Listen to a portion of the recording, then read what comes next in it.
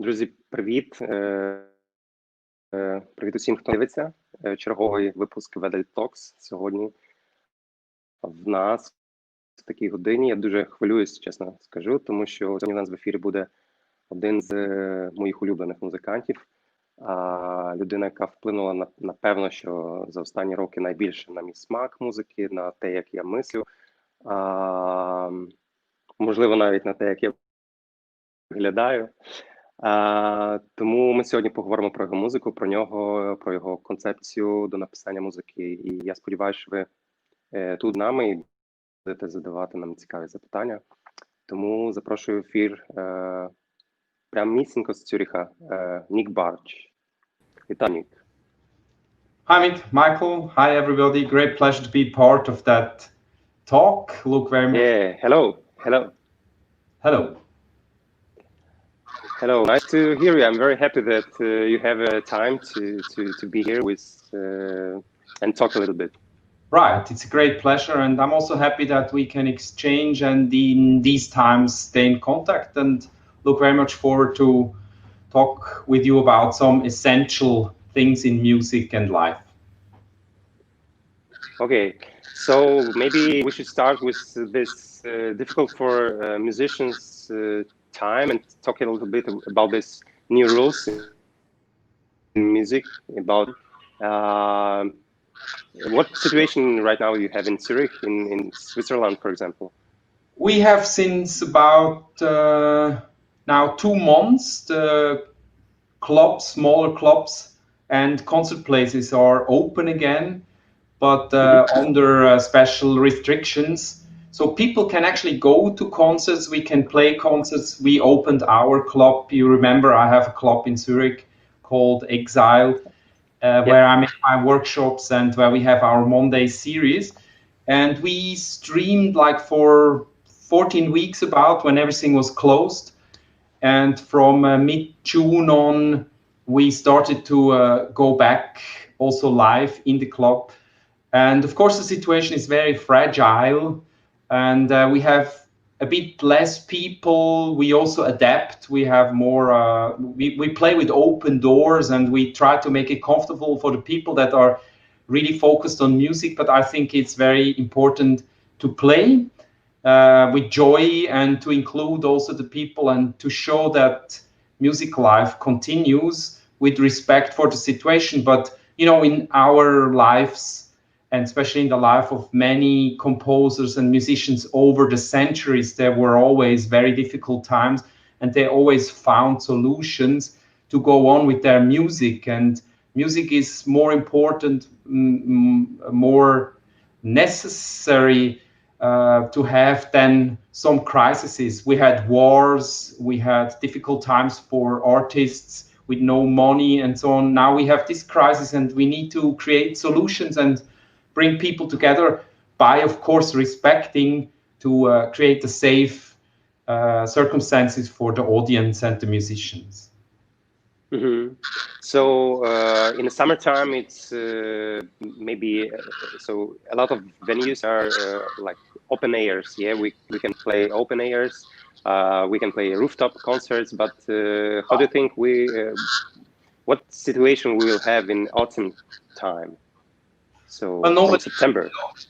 Right, nobody can say, but I think we are also, as creative people, we are challenged now to especially show the importance of music playing and presenting, and to find solutions that we can adapt to the situation now a bit more short-termly. You know, in Switzerland, usually we are used to plan a lot in advance. So we have such a complex, democratic, open society that planning is very important. And also for the musicians, for the economic situation of the musicians, you need to plan a lot in advance. And in this situation, this is impossible. So for us, it's also in between an interesting challenge to short-termly more adapt and to find solutions. And we are all creative minds, and this challenge we have at the moment is just one of many, you know. So we will find solutions also for autumn and for winter. And luckily, you can listen to the music through several media or in several situations. So we will adapt and find solutions. And especially, we go on working with the band. We go on developing our program also for the times after this special challenge, to always be ready and develop the music. How do you think how this situation changed the musical life of just normal musician? Maybe you have some ideas what will happen.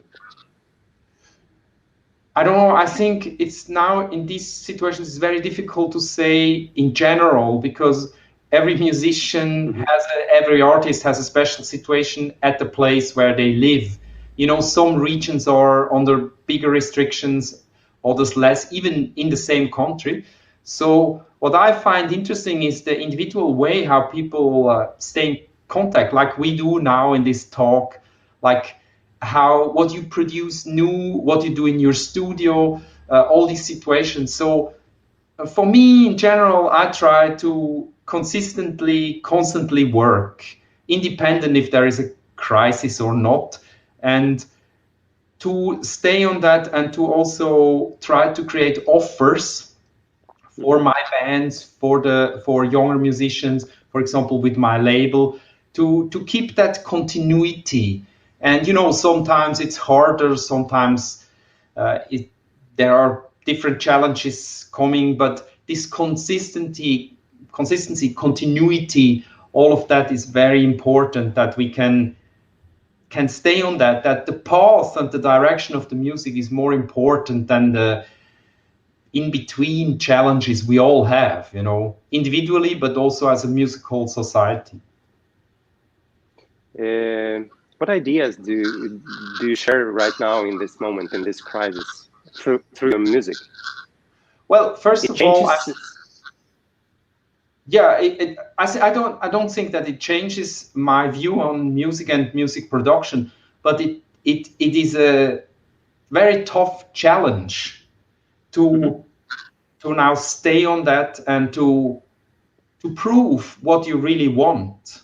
If for example this challenge forces you to stop or to make a break or maybe to rethink your musicianship, for me this is not the case. For me, being a musician, being a music producer, creating music, sharing music is more important than the several challenges that are coming up. So it is a proof of your own love and dedication to music now.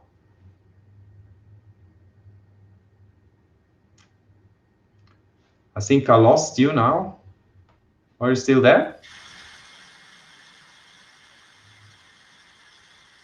We're now waiting for Michael. He seems to have disappeared. So that's why I'm continuing a little bit, talking about the situation that we have here in Switzerland, where, here, you're back.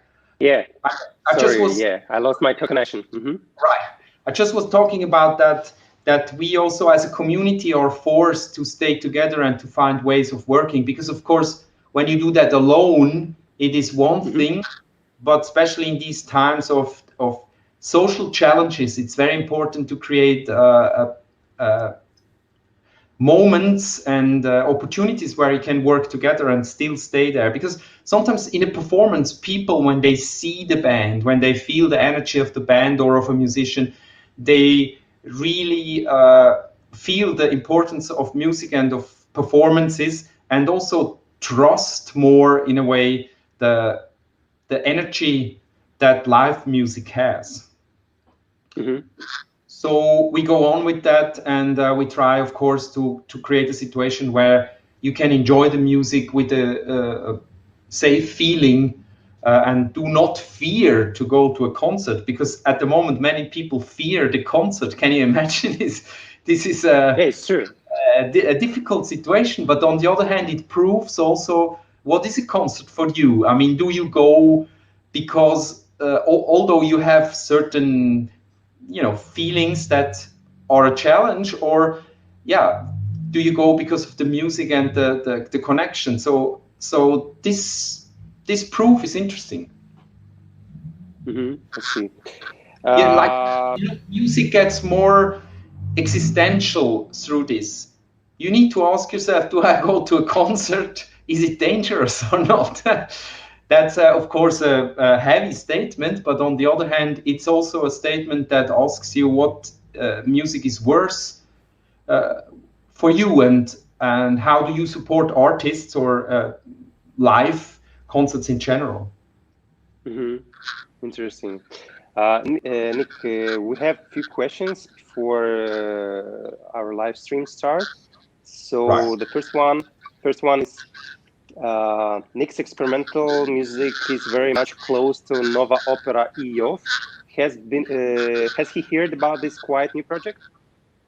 I unfortunately not. I'm not sure if it passed through some short clips, but I will check that out in Me detail. too. Of course, I've found that very interesting because sometimes some bands, some communities do all over the world things that develop at the same time, and sometimes they influence each other, sometimes totally not, and sometimes you meet later, like with many bands.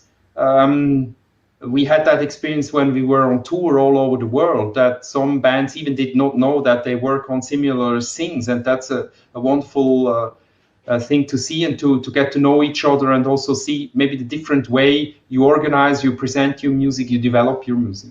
So Mhm. let's check that out. Okay, and the second one is from our student. Yeah. Your projects are deep, unique, rhythmic, philosophical. They should come from some place. What things are inspiring to you? It's a personal emotion from interaction with the world, like reflection, or it's some philosophical things or some ideas. Do you have a time when you have a lack of ideas and you are sitting thinking, damn, what I'm gonna do? I'm out of ideas, I'm stuck. Yeah, right. I must confess that I have the It's about opposite. creativity, I think. Yeah. No, it's a good question, of course. It's a very good question because creativity, is a source, but it is also a profession. And for me, actually, the opposite. I have the opposite problems. I have too many ideas. I have too many things that I really love. You know that probably also as a creative person. So the problem is how to sort out your ideas and to focus on the really valuable ones, the ones that you have an affinity for, the ones you want to share and to present. So Mhm. lack of ideas is not my problem. Lack of time sometimes, and yeah, that can be a challenge. But then, what's the inspiration for that music? First inspiration is the people I have the chance to work with, and my partners on several levels. This feeling of creating something together, although I'm a clear leader and composer, this feeling of developing something together and playing together is very essential. I just love to play in a band that really works together, like a working band. That Mhm. creates so much interesting energy, so much knowledge about life and social connection. That's a big inspiration to also work for these bands and develop them and share this with my colleagues. So something like this Monday series, that this works now since over 15 years and never crashed so far. That's a big inspiration, like everyday work with people on music, sharing music. So that gives me a big feeling and also motivation to go on with my work and take the responsibility serious, that I'm seem to be able to compose and to deliver material for people that they like to play. Actually, when you're a composer and you maybe compose interesting things but nobody likes to play it, it's useless somehow, right? So you need the Mhm. people who are interested in sharing and maybe even co-developing and all of these things on several levels. Second important inspiration is from outside music also.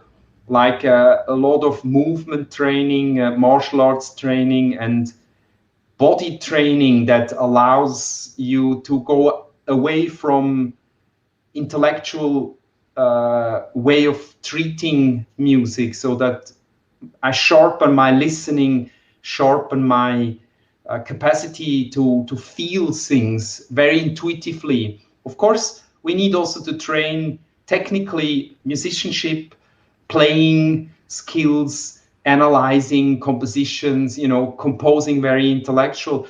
But finally, the important thing I think is that we keep our connection to our intuition that finally guides us to interesting new solutions. We all know a lot, we all heard a lot, but as Stravinsky said, every piece, every new piece is a comment on all the pieces before.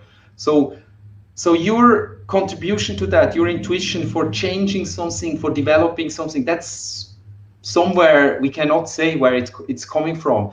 It's the music that allows us to do that.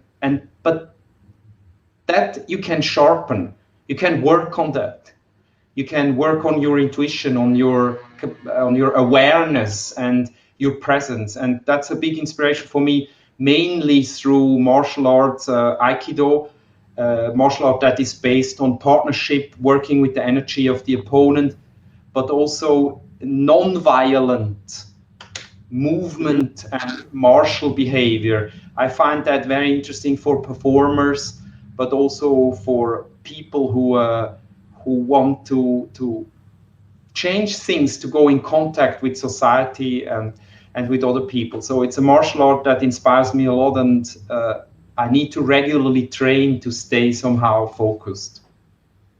A lot of musicians was training some martial arts. For example, Miles Davis or Joe Zawinul was training some box or something close to this. So for you, it's as I see a little bit about this kinetic movement. Yes, that you talk a lot about it, this kinetic.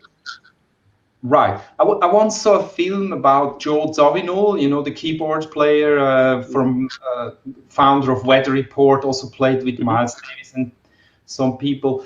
And he was boxing a lot, and he explained it very simple. He said, when I'm not constantly in training, I don't see the things coming in the concert.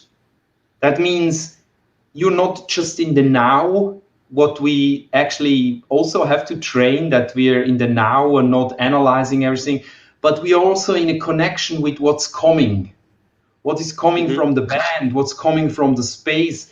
So like, go forward when you're in a concert, not defensive, not just correct, but go forward. And this sentence I understand very well. You need to train to see what's coming, to feel it. And I found that beautiful, because a band in a concert is on a way somewhere. And we also want to energize the people and to bring the concert somewhere in a big dramaturgy. And for that, you need a real presence and a capacity to dive into the future. You talk about playing for 15 years with one band, musicians, and I know a lot of players. They are tired to play with similar people. What experience do you have with playing one band, one musicians? So yeah, what happened when you are just thinking in the same way, or? Yeah, that's a good question too, because it has not only advantages, it has also disadvantages. When you focus on a band, or just in my case on two bands, like the acoustic one and the amplified one, then of course you also stay focused on that, and you cannot do too many other projects. So you have to decide. It's not good or bad, it just has consequences. This means that the working band can really develop not only maybe a good togetherness, but an aesthetical understanding of how you play together in that group. So we're not only playing or rehearsing, we're talking also a lot what we like, what maybe sounds like this band, what sounds like this, what we want to avoid, what we don't want to play, where we don't want to go. We criticize each other also. So a working band is a really valuable unit and organism to go very far, but it can break very easily. There are conflicts, there is competition, there is life situations that change one person's identity or way. So a band is a very fragile thing. Also in these times, bands are under pressure. We travel usually with 4 musicians and 2 technicians. This is 6 people. In these times, almost impossible to go somewhere. It's dangerous to lose one guy. It's expensive. It's intense with the time you invest and so on.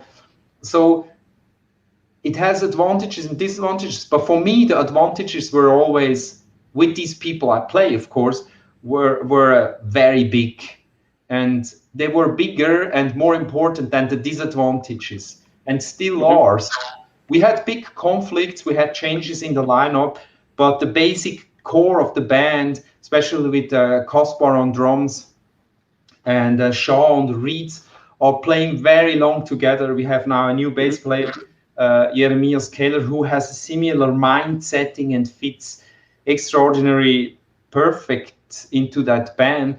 So we hope that this develops as a new unit, very dedicated to that way of working together. So we created moments of intuition, not individual intuition, but band intuition. While again, these martial arts pictures, while we see things coming together, that's something you cannot force this. You cannot pay it. You cannot just put together the best players.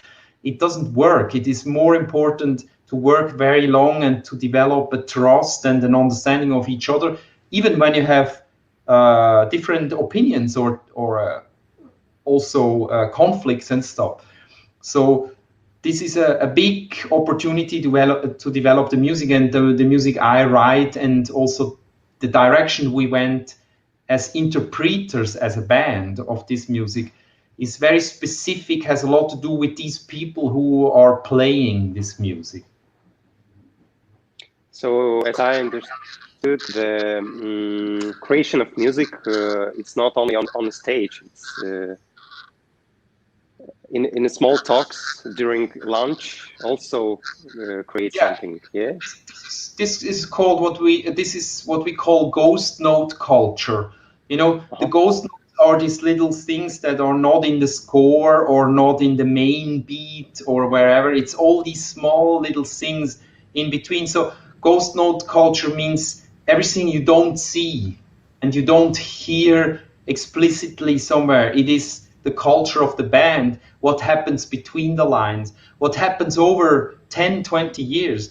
Some understandings of each other, some irony, some funny things, but also some deep things that you cannot explain in 2 sentences. It has to do with a very long process.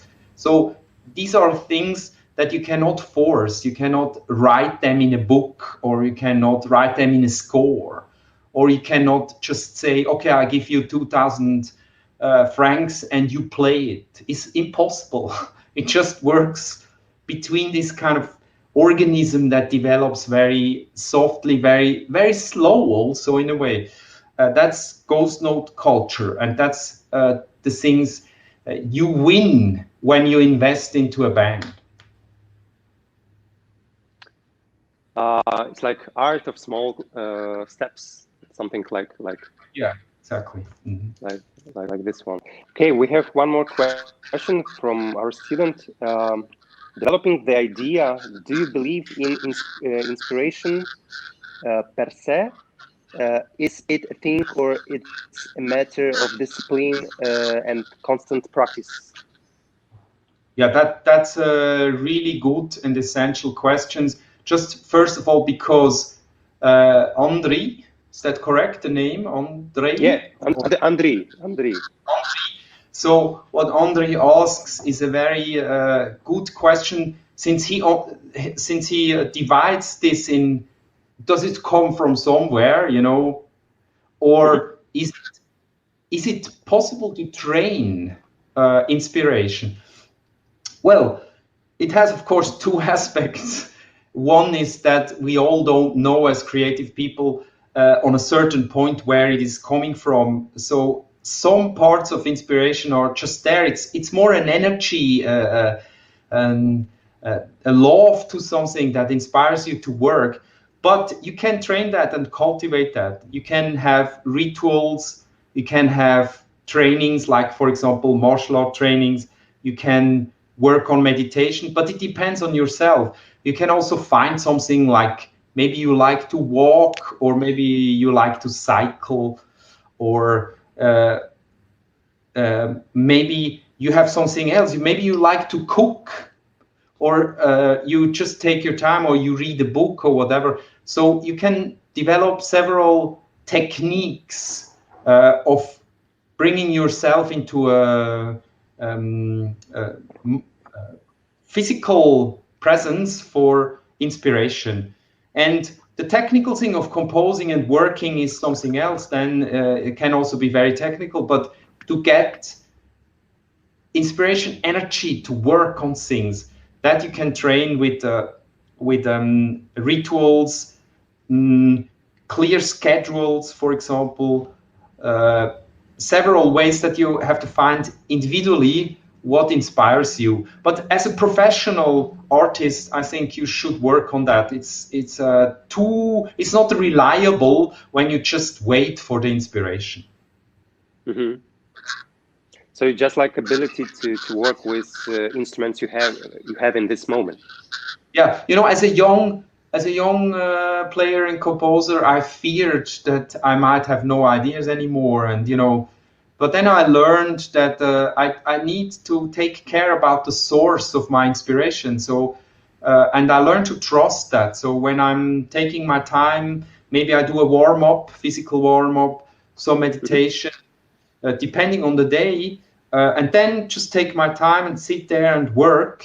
Then always something is coming. Maybe on one day this is more valuable and another less, but it doesn't matter. You'd have to take serious that you invest your time for really this and believe in that moment. If it is valuable at that moment or not, finally, for your composition, doesn't matter. Mm-hmm. Interesting. Can you tell us a little bit more about ritual music, about this concept or idea of ritual music? What does it mean? Well, first of all, to make it short, I came from several backgrounds, and for me it was difficult to call this jazz or classical music or funk or whatever. So I have chosen a more or less neutral but interesting combination of words, like ritual groove music. So it means, actually, ritual means I take care about that several processes of work are ritualistic, like every week, similar people, consistency, ongoing work, taking care about presentation in a ritualistic setup. A concert is a ritual, a ceremony. So that background was important. Also, the ritual as a repetitive, interesting possibility to sharpen your awareness. Repetition as a working tool and as an artistic strategy. That's the ritual thing. And of course, it's all about a groove. So ritual groove music means groove is the essential inner drive of this music. It is a certain way of flow, of playing together, a certain way of working with rhythms, patterns, rhythmic possibilities in music that you find already long ago and will find forever in music, of course, in different cultures everywhere. So this groove aspect was very important. Groove is also a meditative word, because when you're in the groove, you cannot be kicked out. It has a certain stream, So, and then, of course, music as a last word, like ritual groove music, means music is the main thing. It's not about art or avant-garde or tradition in general. It's about the essential things in music. Music as a social resonance. So that's why I call this ritual groove music. And I wanted also to give it a clear term combination, because people are writing about that and then they suddenly call our music minimal jazz or something, and that's not exactly what it is, right? So we found new names for Ronin, for example, Zen funk, a music that is meditative but also strongly rhythmic and has this kind of clear impact, and several other terms for different things how we work. So this idea of ritualizing things, that you have a workflow, is a basic thing. When you have a workflow, it's easier to work, at least for me. I have the club, I have these Monday sessions, I have working bands that I share things with. I have a certain organization in my everyday life that helps me to focus on creativity. When you was talk about groove, about this ritual groove, I just remind do you hear the name of Georgy Gurdjieff and his movements? Yeah. I know a lot of movement, philosophical, spiritual. It's close, something about this polyrhythms in a band, and this dancing man or woman, which was make different ways, movements, for example. What I find interesting is that you start to create different systems for a movement to learn, so that the brain actually goes out of the normal habits and starts to rhythmically organize things different. What for me mainly is important is that it is organic. So also in martial arts and in the way I play piano, and I learned to play piano, it's very important to work with flow and weight of the body, so that you explore your body as a natural source where you work with gravity and kinetic energy, with weight and flow. And so I'm interested in all sorts of concepts and backgrounds that work with that we can sharpen our awareness and our sensitivity for kinetic transformations of your body into sound. And of course, then all these different backgrounds are interesting to study. So far, I try to develop and to present and offer some different forms, especially in combination with martial arts, that might help performers, to health, to play healthy and to develop that with your mind and your body, that you can play actually very long music until you're very old, since you try to use your body in a very round and natural way. But this needs a lot of training also, of course. So I like these techniques that invest a lot in training, discipline training, but with the goal that you feel very free to move at the end. We was talking about our body and our consciousness, and I just realized that in our music education, I don't know, I think in Europe or America also, same things, that musicians are learning their instruments, saxophone or piano, for example, but there is no connections with the first instrument, with the body. So how do you think, why we have situations like this? So, well, that's a very big question, but partly it has to do with music education that is very old, of course, and a lot of classical music education came from a background and a time where the body was something completely else. A person in the 19th century had very different opportunities, very different lifestyle in terms of body. So classical education has a huge tradition, and newer forms of more natural and fluid playing in combination with new body techniques, are still developing. So I learned actually from a classical piano player, Miss Erna Ronka, who is teaching in Zurich, whose teacher was Hubert Harry, who was a student of Dino Lipatti, the classic player. So they teach a lot this flow training coming out of the elbows and ears and of the center. But already she included a lot of other practices like Feldenkrais method or also meditation methods to develop that, because we are still in a process. Now, in jazz education, it is a bit different. It depends also on different schools. But as we know, many, the jazz background was more like clubs and smoking and a way of living and maybe being hip, but you don't do sports and stuff. That came maybe in the 80s, 90s. It started to change. You had some really fit people playing jazz suddenly, or clean people. Like Herbie Hancock, for example. Yeah, for example, or so. But they also experienced a lot of things, and they were also interested in spirituality. But it came out of the 70s, where actually experiencing drugs was something experimental. It was not mainly, bad or something. But in my case, I find that the music also develops in the way how music is played, and I find it especially interesting that as a player, you can play actually very long when you take care about your body. I mean, you can play till a high age.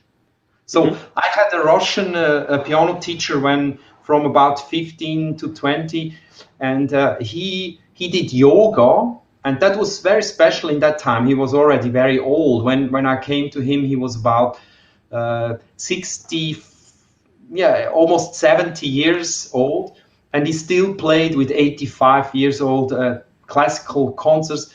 He made everyday yoga. He made every day the headstand and stuff like this. And he was a classical player, so there were people who included that. But in general, in education, it's not yet there. So you have music and movement in some educations, but rarely you find martial artists, special trained dancers, and so on. I teached on some music schools for example, in London at Trinity Laban Conservatory, which combines dancers and musicians, and they start to do some things like this. And now I start to teach more and more also on music universities who are interested in that. But it's a relatively young development in institutions. We have one more question. Hi Nik, loving your music. Do you prefer to focus on one specific song title, or are you switching between them? Well, thanks Andrew for Andre, or how do you pronounce it? Andrew. So Andrew and Andre is the same name, but yeah, right. just different. Right. So thanks for that question, Andrew. It's as I understand that it has to do with what pieces I like or work on, and I have actually no preference. I find in every piece there is a certain aspect. All modules, most of my compositions are called modules, like sonata number 1 or etude number 2 or whatever. So it's module number 55 or something. So they all have a topic. They have something specific that you can train with this song. So every song, of course, is a piece of art, but it is also an exercise. In every of these pieces, you can learn something and you can train something. So from time to time, I take them again and work on them to train myself and to learn something new from my own music or the way it has developed with the bands and so on. So I have no preference, and sometimes a piece that I didn't like for a certain time or disappeared a bit suddenly raises again and needs a bit of taking care because new aspects are appearing. I know you are making a lot of combination or connection between different modules, like 2914/14. How it works? How do you feel that you need to put this model and this model together? Yeah, well, when a module has a number, then it's a coherent piece. It makes sense as a piece. You can bring it to the band, or you can bring it to another group that wants to play.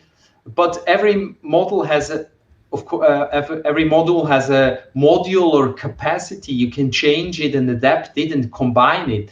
And many of these modules we found over the years that they are interesting, combinable, sometimes funny how they sound when you combine it with another one.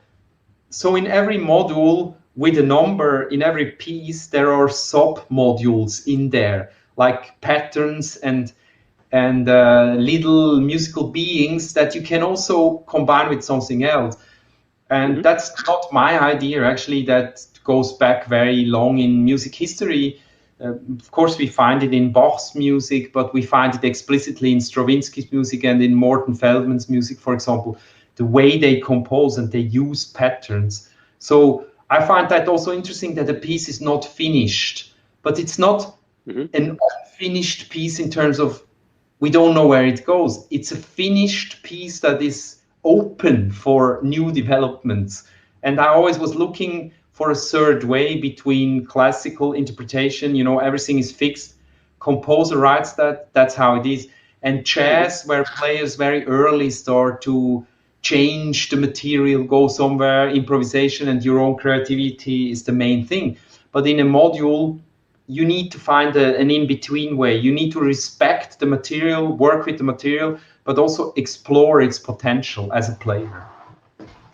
How often do you improvise inside the module? So because I was looking through your live shows, and I know pretty good this material, but I had a feeling that it's something open inside, and you are just improvising inside the module. Yeah, we of course improvise very conventional sometimes, that somebody has a free voice, but then we have several different tactics. Like one, for example, is mimicry improvisation. So somebody is free, but behaves like an animal that is hiding in its surroundings. So suddenly you see it, suddenly it disappears. So the improviser is not mainly an ego in the front. It's more a part of the picture that moves. Another strategy is ghost note playing, that you just start to improvise with ghost notes in between, and then we create ghost note networks that the band starts to load up the piece by adding things that are not improvised in a very obvious sense, but in a organism sense. Or another way is island playing, that as a player you play more like when you see from the airplane, you see a sea. It's very empty, and from time to time you see an island. So the island just shows actually the beauty of the sea and opposite. So it's not crowded with islands. It just has from time to time an island. So the solo is this, again, here part of the picture. Then we try to do more wave playing, so that we feel when some parts are added, and as a group we add more, we take it out again, and try to create more waves than a constant adding material. So then blendings are very important. Shadow play, that as a player you blend with several other voices and give the composition more different aspect, different light and stuff like this. So finally the goal is that from outside you actually don't know anymore what is composed, what is agreed, what is improvised in the moment. What did the band develop over decades? What's the composer? So that we are constantly in this triangle of composition, improvisation, and interpretation. This triangle constantly moves. And for that, these are three aspects of the same musical source of a player: improvisation, composition, interpretation. 3 ways of looking at music, and we shouldn't separate them, but we should include them as musicians. Like in the old times, all great composers were good improvisers, and they also could play some instruments, right? Yeah. We have one more interesting question from Ksenia. Have you ever had to deal with haters or total misunderstanding of your work? It's Yeah. interesting question. Yeah, thank you, Xenia. Also, maybe this question sounds funny because I'm not a pop star or something, but I'm in contemporary music, a person who tries to contribute and show what we do. So it's very peaceful what we do. But nevertheless, there are people who dislike our music and also show that in public. There are also competitors who dislike my music, the band, or also me as a person. It happens in most of the cases. I don't know why. In some of the cases, it's internal conflicts or history, but it's probably a result when you expose yourself with your music, independent on what level. You get some people who dislike you and the way you play, and maybe they also don't like your philosophy in the background, or they think it's fake or whatever.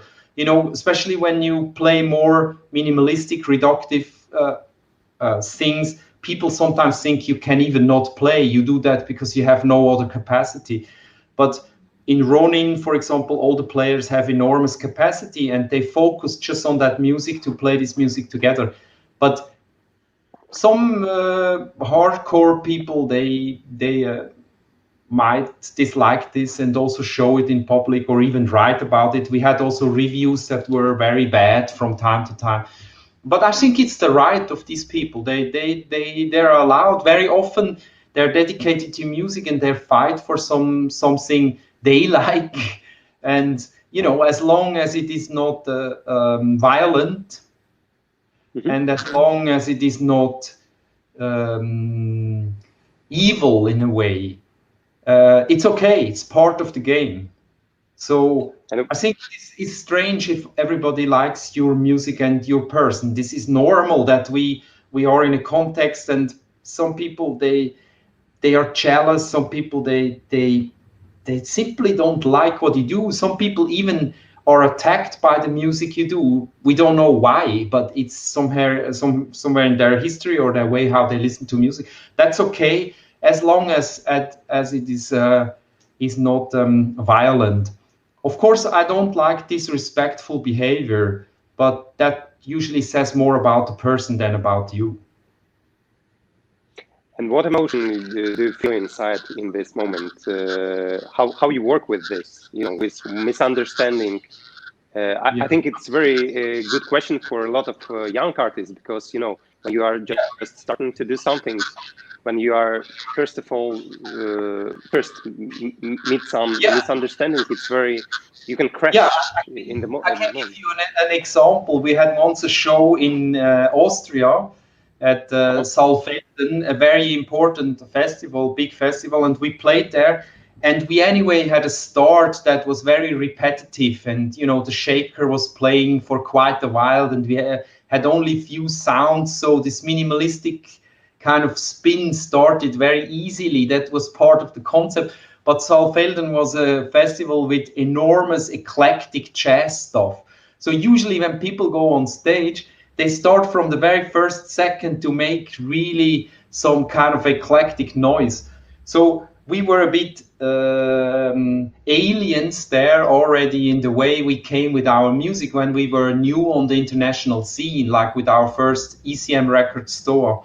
So, and then it happened that we had, just for this show, we had a new sound engineer, and we had a problem with the feedback, but the new sound engineer thought this is part of the bass line, this feedback, because it was very low.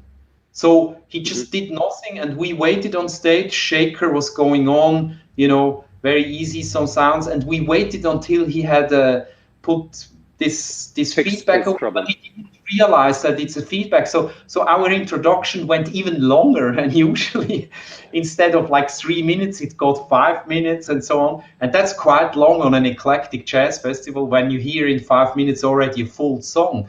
So finally, some people started to leave the space, and so the audience was a bit angry and didn't understand what's happening. And that was a funny moment, finally, to understand how much can happen in the first 5 minutes of a concert, right? So, and then at the next day we had a super bad review in the newspaper, and they said they never want to see again this band on that festival. So that was one of the really bad reviews that also in that moment a little bit hurt me, because I thought, okay, they even did not talk to us. But on the other hand, I thought it's his right as a journalist. It's okay to write that. I cannot tell him what he has to write. He cannot tell me what I have to play. That's the simple thing. But now comes the essential point. As a young player, you need to clarify your aesthetics. So you need to go through these episodes. You need to really challenge yourself on what is important for me, what I want to say, and how I want to present it. And you need to really be clear in that. You need to be so clear that you might lose a few listeners that simply don't like it anymore because it's too clear for them. And some will like it because it's very clear in your aesthetic. That's normal. We cannot do music for everybody, but we should develop music that makes us happy, clear, and able to connect clear. I need to stand there with my body and play it and mean it. I mean this music. When I play my music, I mean it, and it's really important for me. It's a question about life and death. I played in other bands and played different music styles. In most of the music styles, I liked the style, I liked to play, but I didn't mean it. I had nothing to say in these styles. In a classical music that I love Mozart, and I love Schubert, or I love Debussy, but I cannot play this that I mean it really like the best players do. But with my own music, I can do that. I know I'm there and I'm showing you this independent what's happened all around, right? So that is important for a young player and composer to prove that and to show that and to be clear in that. You really need to clarify your view on your own music and what this music means in society. Thanks. Can you tell a few words about your daily trainings? I mean, I saw on YouTube your training with a shaker, and it was very inspiring. Like to step on the 4/4, here have 3/4, singing 5/4, and etc. Can you tell a little bit more about this? Well, first of all, I mean, I cannot every day play. I have also office hours. I have at the club day. I have several day organizations, but I tell you how I work when I work with the instrument. So usually I do a warm up, and the warm up is sometimes even 45 minutes or an hour without the instrument. It's just like training of the body, breathing, and making also the whole system ready for playing. And then I train on the instrument very simple things, flow exercises, touch exercises, very subtle, sensible things. I try to sharpen not only mainly my muscles, but the nerve system to be able to play more naturally and smooth.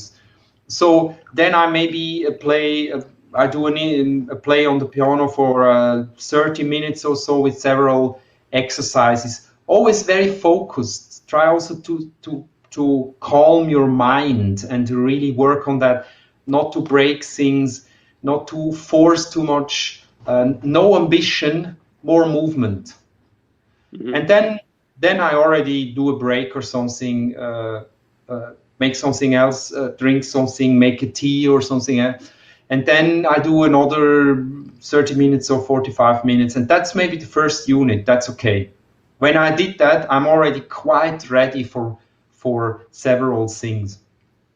It can then happen that in a day I have a second chance, and in the afternoon I have another hour of playing or combining balance training without the instrument, shakers, rhythm training with the instrument or without the instrument. And in between, I try to also take care about eating food. I, by the way, have also family. Usually, my wife or me, we are cooking for our children for lunchtime and also in the evening. And in sometimes of the week, I have a training unit with a personal training or in the dojo in the evening, usually, where it's another 2 hours or so physical training. So that's something I try to work on, and I invest a lot also in learning the music by heart without the instrument. Like, for example, laying on the bed and just thinking everything and learning it by heart, that I really know how the music works without instrument, without movement. So it's like both things. It's calmly training your brain, because your brain knows what to do when you train it. And then train it also on the instrument, but in a very bigger sense of body training. Do you do some written trainings also in this moment for polyrhythmic? How it works? Well, it works very simple. A shaker is a good tool because shaker gives you the relation from subdivision to the feet with usually the meter, like the pulse. So you have pulse in the feet and you have subdivision in the shaker, and you have shaker in left or right hand, and the other hand can do a counterpoint, a rhythmic cycle or something else. You can sing it like I did it on the videos a bit, but there is a huge variety, of course, how you can combine that. Or you can do things on one foot, for example, to work on the balance, and that your whole system learns independency, independency, body movement in different situations. Too often, we're just staying on the instrument, and we learn to move only sitting or only standing with your instrument. So I train also different situations that my brain gets more independent and my movement gets more independent when I finally sit on the instrument. Nik, we have a few more minutes to the end of the interview, and I just want to ask you a question about maybe minimalism, like lifestyle, not like art form. Maybe I know that you was in Japan, in Zen monastery. Yeah, maybe you can talk. It's very close. I think this minimalistic concept to Zen Buddhism also. Maybe you can talk a little bit about this. Well, first of all, I find it a bigger challenge to do something with little material than with a lot of material. It's the same problem like that I have too many ideas. For me, it's not so difficult to have ideas, to write a song, to include this melody. I constantly have ideas, but to focus on less material and find the potential of that material, that's for me a big challenge. So I like that. That forces me to be careful with the material, listen to the material. And I think that's a thing you find a lot in the practical way of Zen philosophy. I mean, philosophy as a practical technique. Meditating doesn't mean just sitting still and doing nothing. It means really focusing on doing nothing in the sense of full presence. And this full presence does also not only mean being the here and now. It means that you're aware of the whole context, that you sharpen your intuition as being a part of the whole. It's not about you sitting there and doing nothing and having inspiration. It's about understanding that you're a part of the whole. And that I find helps a lot also for your whole life to we have so many challenges, we have so many fears, so many difficult situations, but also very interesting, fruitful situations, and orientation in that in a society is very complex. So the Zen meditation practice gives you a clear consciousness and feeling for being a part of the whole. Our second record was called Holon, and Holon is both. It's an individual unity, a creative individual unity, and it's at the same time a part of a bigger whole. So this paradox consciousness is for me very valuable to train that physically. You can of course talk a lot about that, and we have a lot of concepts and so on, but to feel that is something else. And I feel it when I play music. I feel it in music. Resonance is the basic thing, how the universe somehow works, right? And I feel it when we meditate, and I feel it when I do martial arts in a way. So this consciousness and taking care and this cooperative sense in society is something I think is very important to train. It's again like inspiration. You can wait for it, but you can also train it. Yeah. Nik, I want to thank you for today's talk. It was fantastic. And maybe you have some few words to our Ukrainian students or people who are watching us in this moment. Right. First of all, I want to thank you for, since I know you, you have developed a lot and you go your way exactly in that way that I find myself also inspiring. You share your art, you create opportunities to share the different views and music, and you do something regularly now over years already. That's very valuable for us all.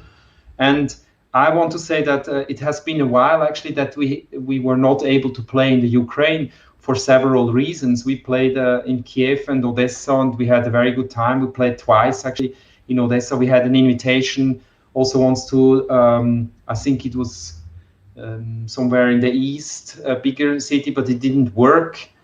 So this was a pity, and we would love to come back and to share our things also with you. And we are aware of that you develop your own things, and that you have high music culture, develop music culture, and traditionally, but also in these times, develop a lot and are very dedicated to music. And I truly hope that times change, and also that the close connection of the Ukraine, which is not so far, stays, and that we can come back, or also exchange our ideas, that you can come back, or that we meet some of your people finally in Switzerland or somewhere else. So I just want to tell you that it's very important that when you love something, that you try to make that as a profession, to really believe in it and to work on it, to realize it. I had once a student that the mother of this student said she fears a bit when he becomes a musician, because it's so difficult as a musician. It's difficult to earn money. It's difficult to play enough. It's difficult to find a good job. And my question was, yeah, but where it is not difficult?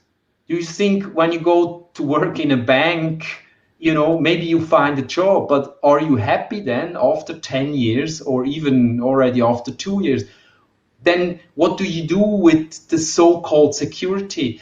When you have something for which you live, and what you really like to do, you can do it longer and with more persistency, and you fight for it in a very different way. So finally, I told this mother, let him do what he likes, and he will find his way. Maybe he has a few challenges. Maybe, it gets difficult, but that's for us all in every job.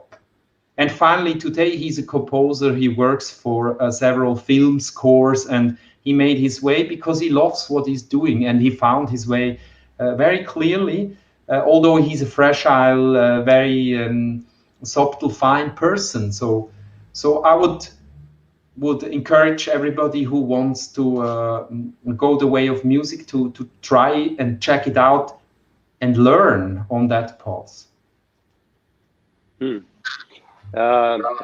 Nik, thanks again for your time, for your presence, for the things, for your music, for the ideas you are sharing with us.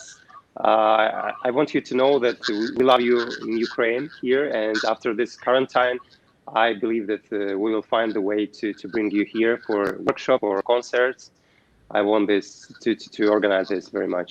Yeah, And say hello, please, for guys in Mobile or Ronin, for yeah, Kaspar, for yeah. Shah, for all parents. And thanks again. It was a pleasure to talk with you today. And I think it's very important to share these ideas and to stay in connection. Right, exactly. So thanks, Michael, a lot also for your technician and the whole setup to make the connection possible. Look very much forward to the ongoing process. Okay, have a nice evening. Bye bye. You Thanks. too. Bye bye.